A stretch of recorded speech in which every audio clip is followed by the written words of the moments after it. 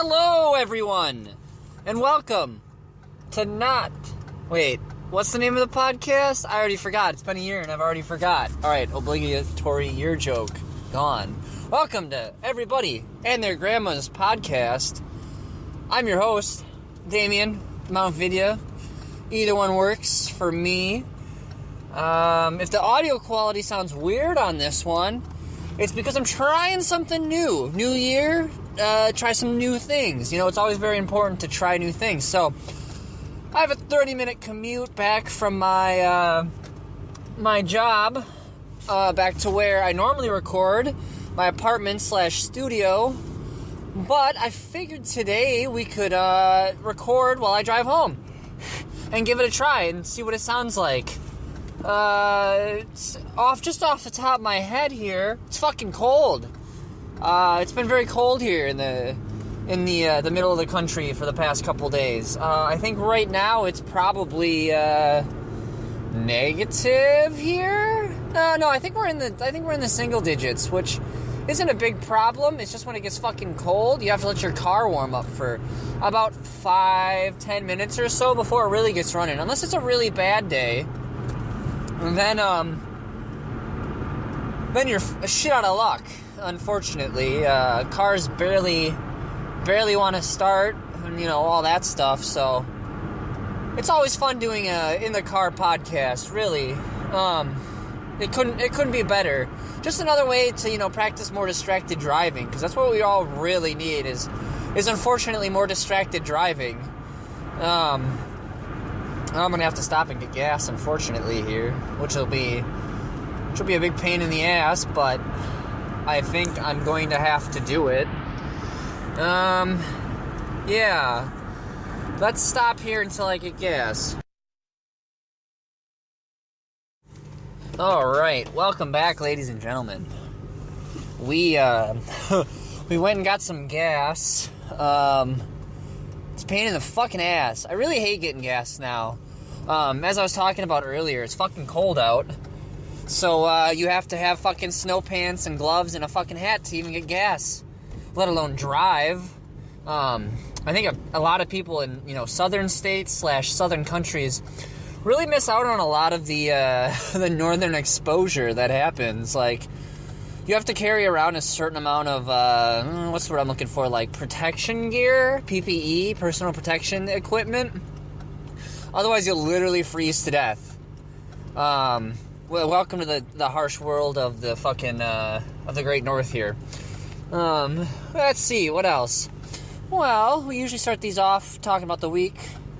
It was a pretty interesting week since the last one. I know a couple of you guys out there in viewer land really didn't like the last podcast because it was pretty whiny. So we're gonna change our name now officially to the Winecast, where we just bitch and moan about things the entire time. No, it's been a pretty solid week, honestly. It could have been way worse as far as weeks go. The only really big major event that happened was New Year's, which for a lot of people, I think New Year's is very, very uneventful. Unless you're like going to like a concert or like some big party or something like that, I think New Year's is pretty boring. I just went out to the bars to hit up a party. Someone was having a going away party. Of course, you know, New Year's, let alone, New Year's isn't not only a holiday, but it's also an excuse to take it over and make it more important. You know, it's a lot about these, you know, me things. Oh yeah, let's have a going away party because we're going out of state for a month, or, you know, say 3 months here. I'm snotting up my face, which is a big pain in the ass. But yeah, let's go to a different country for like a month, or, you know, 3 months, and let's have a party, going away party. Who knows? It was honestly pretty lame when we got there. Just, you know, some whopping people sitting on the floor playing cards, which, if you know what I'm talking about, Cards Against Humanity is that shitty game where it's, you know, over over kidified. No, not over kidified. Over juvenile humor. I would say. I'd have to say. It's very juvenile when it comes to humor, and I think it just, in general kills any creativity that a normal person would have. Yeah, it's a big issue. Like, I think that people are way funnier on their own without, having to rely on, Cards Against Humanity to crack jokes. Now, I can see it being embarrassing, especially if you play it with, someone in the older generation, where where those jokes are, somewhat taboo and shit like that. However, I just don't like it. It kills creativity. You can make up those same jokes off the top of your head without having to have a card game, feed lines to you. And it's like charades. Like, did people have cue cards for charades when they did it back in the day? Because I could definitely see that. Like, oh, this one says I have to be Matlock now, and that. But that seems boring. Like, I think probably the most fun game of charades that you would play would be the one where you come up with your own ideas, because you can be far more creative than something a card tells you on a piece of paper. Well, anyways, we're playing cards. We eventually left there. Me and one of my other buddies that I met up with, a good childhood friend. He should really listen to the podcast, but he doesn't. So we'll add it to the list of people who don't listen to the podcast. Yeah, so we go to the bars then afterwards, or not afterwards, but as the party's going on, because it really was a lame party. Like, there's no way around it. It was honestly pretty whatever. Close friend groups, which I guess I was never really got too close with that friend group, anyways. So it's all pure conjecture, because as soon as a person moves around and stuff like that, they switch friend groups pretty quickly, especially females, I've noticed, which is, what's the word I'm looking for? Inherent to women, so back in the days when we were traveling bands of hunter-gatherers, you could, set your, the females off to a different tribe, so that way you could keep inbreeding, and of course they'd have to be able to assimilate quickly to the new group that they are now a part of, and I don't think any of that habits, any of those habits have really gone away at this point. Even, there's male stuff too, but we always end up focusing on the female stuff, because that's the juicy information that you really want to know. Oh, we got a lot of tangents today, I'm sorry. But yeah, so we go to the bars. They got $1 Henry's hard sodas. $1 for a single $1. Now, I don't know if you guys like the hard sodas. I make fun of people who drink them, but I've had them before, and those things are fucking tasty. So I probably had like 2 of those, just because, you can't beat $1 for what essentially boils down to being like 10 proof, because it's a girly drink, so they really pack it full of alcohol, which is a big issue. Some people get angry about that. I'm just fine with that. I say more the merrier to alcohol. But yeah, and then we leave there, and then he said, or we're at the bar for a little bit talking to my friend who was there too. Kind of cute girl, whatever. We just chatted her up. She wanted to get the H out after it was midnight anyways. Just wanted to be at the bars till midnight, which is a strange concept to me. Like, why would you just want to get out of the bars right away? Like, that doesn't make any sense to me. Like, don't you want to hang out a little bit afterwards and see sort of some of the after party? But in any case, she did not want to do that, so we ended up going to another person's house, which, once again, we promptly left there. So then I ended up back at home, and that was the end of my evening, to be honest. It ended on a pretty dull note there. But, yeah, we jumped around a lot of parties. I thought it was kind of strange that we jumped from party to party to party, like, yeah, like some kind of party hoppers or something like that. Yeah, I don't know. My one friend, he's got some anxiety there, and so he likes to hop around. He's never, unless maybe he's hosting the party, he's never been a big fan of stay at one party for very long. So that was entertaining. It was a good way to do New Year's, and then Otherwise, I had a 3-day weekend, so I pretty much spent that 3-day weekend gaming. If you really want to know what I've been playing lately, I've been playing a lot of the Rockstar game, Bully. Now, I say the Rockstar game, Bully, because when I went on Steam, there's another game called Bully, but it's not the Rockstar one you're thinking of with Jimmy Hopkins. It's a completely different one. And now I'd like to try that one because that one would be interesting to see if it really is a game about bullies like Bully is, where it takes place at a school. Yeah, I've been actually really enjoying Bully. I picked up the Scholarship Edition on Steam while it was like $5, so I figured, hey, why the hell not?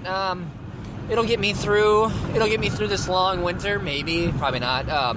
But it'll get me through this winter, and I'll have something fun to play. So I fired it up around Christmas time, and honestly, I've really fallen in love with the game. It's got a lot of charm. Sure, here and there, there's a little lack of controls. Having essentially an emulated what's the word I'm looking for? An emulated 360 controller to play it with, because I use a DS3. It has its problems sometimes, and plus I think maybe my cord for my controller is possibly going out too. I know that happens a lot of wiggling and stuff like that. So I've had some wonky things where like the camera will shoot up, or some missions are hard to beat because you have to be very precise with the motion of the the left or right stick. So that's always fun. But yeah, no, I've really been enjoying Bully. It kind of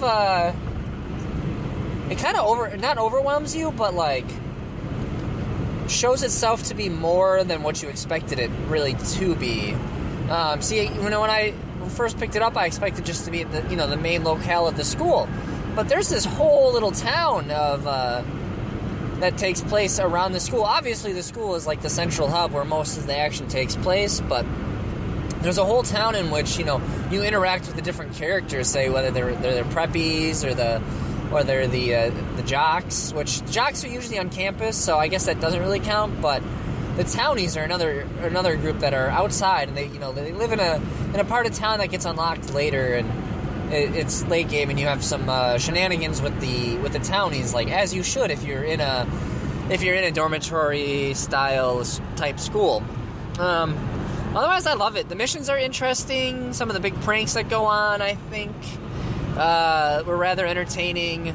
The whole Greasers chapter feels like it could be like a or like an entire game in itself, where the girlfriend, this girlfriend who's kind of a slut, is going back and forth. That was entertaining. I had a good time with that mission, probably because I have a deep love of Greasers slash what's the other one? Rockabilly. Rockabilly is the other term, which is like this faux neo Greasers look, I'd say, like Greasers updated for more modern sentiment. I mean, they're still, what is it? They're still, they still wear the leather jackets and stuff like that. They're still badasses and ride around on motorcycles and stuff. Well, in this case, in Bully, it was bikes, obviously, because they're kids and they can't drive yet. But yeah, I really like those parts. I thought it was neat. And now these towny parts are getting interesting too. But I'm just surprised with how well crafted this game is, and the enjoyment I've been getting out of it. Now, another gripe that maybe I have is the stealth. Another problem I have with it is probably the stealth mechanics. They're old school. Like, they're right before how to explain it. They're post like Metal Gear with like your Kona Visions and stuff like that, but they're pre these newer stealth, the newer stealth games where you have like sound and stuff like that. So some of the missions get really annoying when you get frustrated at the sneaking stuff, and you get caught either way, even though you weren't really doing anything. But there's cones of visions, and you can crouch run, but it doesn't matter because you don't make any footprint sounds. So there's that. That always drives me up a wall. Like, really, why? Like, why wouldn't you add a little bit of sound? But it was a different time, and it was right And this, too, you can tell, the way the missions pace out, too, where if you fail a mission, you start from the beginning. Now, this is right before, the whole quick save thing of maybe, I'm trying to think, GTA 4. I never played GTA 4, but I assume between each missions, it has little, cooldown moments where you can, catch up on stuff, or, sorry, not a cooldown moment, a checkpoint. You knew what I was saying all along, audience. You're very smart, obviously. But this game doesn't have it, so when you fail a mission, you go right back to the start of the mission, no matter what. So it can be late in the game, because the game has a real, sort of clock system where, the days pass, instead of just having, the days pass, on a random cycle, and, you're not confined to time and stuff like that. This game is very rigid about time. You have to be in classes and stuff like that at a certain time, and you also certain missions are only available at certain times. So there's always that. That's always fun if you really want to go there with that. But it just means that you run around a lot. Honestly, you run to missions, you run back, you run forward. It ends up being a lot of running, which I like using the skateboard, which I don't really think makes you go any faster, but you feel cooler on the skateboard, so it makes me feel like I'm going faster. So that's enough for me to want to keep invested with the skateboard. But yeah, what else? Still been reading. I guess I'll spill the beans. I've still been reading Mein Kampf. I really picked it up in the first place just as something to catch up. I needed to read some more classics that I just completely missed as a kid growing up / through college. So I figured there's this whole the whole alt-right movement going on and stuff like that. So I figured I'd pick up Mein Kampf and read some tenets about National Socialism and stuff like that. I figured it would be an interesting read. I picked up the Stalag edition, which breaks down this book into two parts. I don't know if it was always in two parts, or if most books just have the first half, which is all of Hitler's memoirs, where he likes to talk about his where he came from and stuff like that, and his slow rise to the creation of his party and stuff like that. So I'm confused if there's two parts. Well, the second half is more about the policies and stuff like that National Socialism should take. So I'm hoping it'll be less about whiny Hitler than what's the word I'm looking for? More about whiny Hitler and more tenets and stuff like that and ideas on government. Not to say that throughout the memoir of the first half, which I guess now I should announce it. Welcome to National Socialist cast, where we're going to talk about Hitler here for a little bit while I drive home. Yeah, like I said, I finished the first half, so I was always just kind of curious with it, and I think Mein Kampf's one of those names is sort of this taboo book. At least growing up for me, I always thought it as ooh, you're reading Mein Kampf. How risque, how taboo can you be? And I don't really. Now that I'm older, I kind of see it less as that. But now as I've been reading through it, it really is just a memoir about a whiny guy who, I guess, for better or for worse, really wanted to make a difference in his country.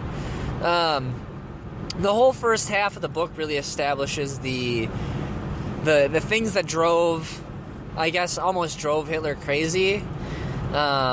Needless to say, the first couple chapters all about his life and stuff like that. I'm not going to bore you with that because if you're a fan of World War II or politics, you've had Hitler's life shoved down your throat so many times, or mostly the World War II stuff. So I don't really want to talk about that. That's not my goal here. But Hitler, what is it? He talks in the first half of the book that he always wanted to be this painter, that he always wanted to do art. His dad was this statesman, and he wasn't a big fan of that. He sort of rejected his father on what he did, and Hitler wanted to go for the more, I forget how he says it, but the more noble pursuit of art and stuff like that. Well, he had some fairly decent skills when it came to that. He gets into a different school and finds himself in Vienna, which at this point Vienna was it's Austria now, but it was Austria then too, or maybe it was Austria-Hungary, because, this is pre-World War One, and I don't really know my pre-World War One history that well, except, what was going on in the United States, because I'm obsessed with, the Western and stuff like that. So, it was Austria. He gets there, and over time, as he does his studies, he slowly starts to learn that the government that runs his country is inept, as he puts it. They do everything by these sort of half measures, and they don't go the full stance. So his argument right at the beginning is, well, it was only natural that World War I was bound to happen because you had all these weak people running government and stuff like that. That almost makes that essentially makes a long story short on the first half, but he talks about other things too. He talks about I think he devotes a whole chapter just to propaganda, and how propaganda is supposed to be this machine that helps you achieve your ends, but it can't be too, what's the word he used? It can't be too thinky, because if it's too thinky, then the bourgeoisie will pick up on it, the intelligentista, as I like to call them, as the Russians call them. He calls them intelligent bourgeoisie. I don't know if so much born into bourgeoisie, or just educated and have a decent job.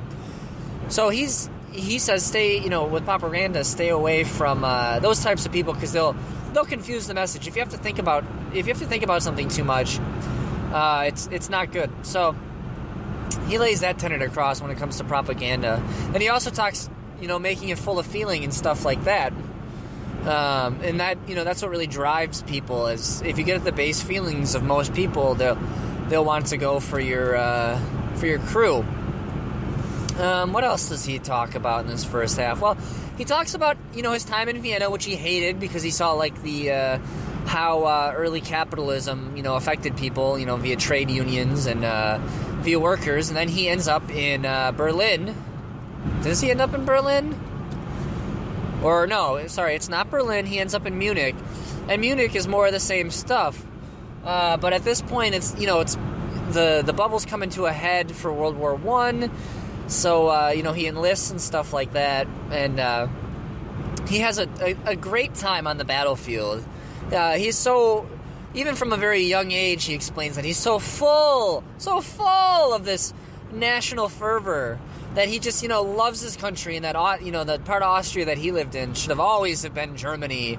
And, it's this idea of, Germanism and stuff like that, which, makes sense in a cultural context and in a time context, because it was a very hard time, especially with early postmodernism and stuff like that, to, rake out a living, or, make your appearance known. So what better way to establish, sort of these old world ideas to, this new world, than hooking on to an idea of nationalism and stuff like that. He, that's, I guess the bigger points that he makes is that nationalism is a sort of a return to sort of these traditional views, which to him is what should have happened in his country before World War I. Regardless of the details. So anyways, he, this is such a bad description of Hitler. I'm sorry ahead of time. I'm trying to write a review in paper form to get it all down, which I think will equal out better in my mind, in the very least. So yeah. So he signs up for the First World War. He goes, he has a grand old time, and he gets back. Gets a, couple Purple Hearts, or which are essentially Purple Hearts. Gets wounded, goes back out. Then, he has the whole mustard gas attack, which I guess I didn't want this to be a description of Hitler's past, but I guess it is now. The whole mustard gas attack, and he's distraught that he can't fight, and that, for a second there, he's almost going blind.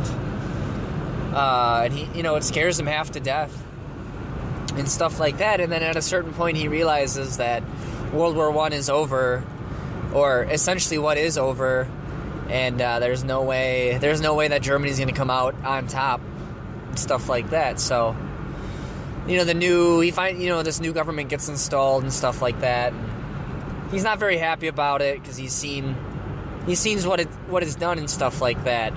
And so it's here in the book that he takes a brief pause, and he starts up again with some more rhetoric, mostly about class and race at a certain point. And he talks about he talks about mostly the Jews, obviously, and he talks about autocracy forming. To have a decent autocracy, you have to have a government formed almost on top of a slave class. And he makes note of that. He makes note of the Spartans and stuff like that, and those ideas. And he talks about the sort of the Aryans. Oh, the Aryans. He talks about the Aryans ruling over the rest as a higher society, and then over time that higher society co-intermingles with the lower society, or the ones being ruled over. And then in his opinion, society then collapses at that point, and it's no longer great. It's no longer a great society, and everything sort of gets muddled, and the new inheritors of this society sort of lose the sight of. Well, they lose the sight of what made the country originally great and stuff like that, or what the traditional ideas was. And to him, this is a huge problem. And then, of course, he goes into a history of the race / religion, whichever one you want to call them for now, of the Jews. He calls them a race because he sees them as a race pretending to be a religion, so that way they can pretend way more and do things. Obviously he's got some. He's got it for he obviously had it in for the Jews. So there's whole that, and these ideas a lot of times just seem antiquated at that point. And I think that's where he loses a lot of people. But then after that chapter, he talks about he finishes up with talking about how he got into politics. He never wanted to decide, but it wasn't until after World War I, where he lost his vision, that then he decides to get into politics, which I think is an interesting moment. Sort of this war, almost this idea of war almost changing people. It's definitely a what's the word I'm looking for? It's definitely this traditionalist ideal / view that war changes a person and stuff like that. Obviously, war changes a person, but you have these religious almost visions on the battlefield and stuff like that, which causes you then to sort of transform the way you think. It would be called magic. The world brain changes. That's what it's called. I give you the insider secret there. And then he becomes part of politics and stuff like that. So he starts little. He finds out about the Labor Party by I think word of mouth, like anything travels at that time, / some posters, and he meets with them, and they're just a miserable little group. And eventually he starts campaigning more and more, and at least according to him, he really starts pushing these others to really reach out and create more. And he starts picketing the classes that are most desirable to him, mostly obviously the Labor Party or the working class workers. He saw them as sort of the most pure and the most willing to return to a sort of a German national state, I would say. So he chooses them, and it, as history can tell, it honestly goes over really successfully. And he ends up marching and then ends up in prison, to where he writes Mein Kampf. And that pretty much takes me to the end of it. I hate to throw, I spent probably a solid, 2-3 months reading that first half, and I hate giving, the quick, 20-30 minute, halftime show, I guess this is what it would be called, halftime show here between the two halves. So it doesn't really give that great of an idea of what he talks about and stuff like that. Like, one of the other topics he brings up is he talks about how he would change things in his country. This idea of, apparently there was a rampant outbreak of syphilis at the time, so he details each individual step and each individual area he would work on to help then get rid of this outbreak of syphilis, unlike the government at the time did to try and get rid of it, which really didn't work. And for a lot of people, long story short, is a lot of conservative ideas going back into the nation as he thinks it'll reinvigorate it. So, he's a very conservative, I would say very conservative guy. That's why the only thing that fascinates me is because, we deem him as a national socialist so yeah, you put National Socialist in front of it. Does that make him a conservative socialist? That almost seems, oxymoronic, to say the least. How can you be a socialist if you're also conservative at the same time? But I guess if you're collectivizing your workforce / your people, then it would essentially be socialism. In Lenin's case, it was the working class, in Hitler's case, it was also the working class, but, towards a larger goal of reuniting the people with each other and having a common cultural bias towards others. And I think that's really what he wanted all along. He just wanted some congruency. I would say, if I have any closing remarks on it, I'd say this first half really shows me that, like many others during this time period, the early 1900s, Hitler was looking for some congruency in his life, some stability. The 1910s and the 1890s and stuff like that were these times of turbulent change, and so it's no wonder that you get these these crazy out of left field people that come up, because it's what's going to happen when there's no stability in life and stuff like that. You get these powerful figures. So I'd say reading Mein Kampf, I found that it's just he's just a guy looking out for some stability in his life, and maybe a sense of even belonging in a world where belonging sort of disappeared for a while there and stuff like that. Before National Socialism brought it back in the 20s and stuff like that, and you had more of these belongings in social groupings or political parties. I could definitely see that, but right before that, it was all these different an individual worker trying to do stuff, and which is a switch up from this the feudal system or Renaissance system, where there was more, I would say, more drive for the personal growth and stuff like that, and there wasn't really a whole lot of these larger groups. Which somebody can pick on me later and tell me, oh, well, what about the labor classes and stuff like that? And how condensed and grouped up were they? Maybe it might be a different story here in the U.S., but I think overall it's just turbulent times and people looking for solidarity, or not even solidarity, just a stable footing to put their feet down. Kind of like we do now, but I'd say now definitely we have a lot more solid footing and we know what's going on, and where we really glorify this conformity, whereas before they wanted this conformity so badly, and then you end up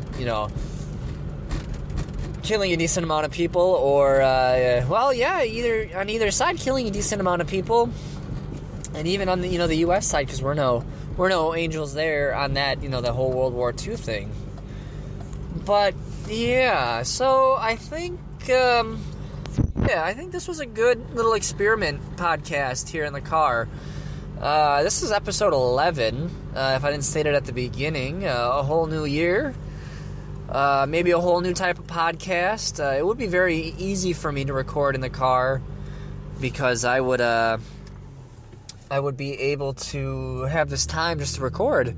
Plus, the car makes a great sound studio, because think about it, it's enclosed all over. There's no cracks and stuff like that, because it's a car. So yeah, I hope you liked our complaining / National Socialist cast / drive cast. We're gonna try some more of these drive casts. I kind of like this after I'm post done here, and I think you guys will probably like it too, because they are a bit shorter in format. So I've heard from a lot of you that you guys like the shorter format. So we'll try one or two more of these. I don't know when we're gonna try them. We'll try and be in the studio next week here. Otherwise, I want you guys to all have a great week. This has been Everybody and Their Grandma's Podcast. Without further ado, you guys all have a great night.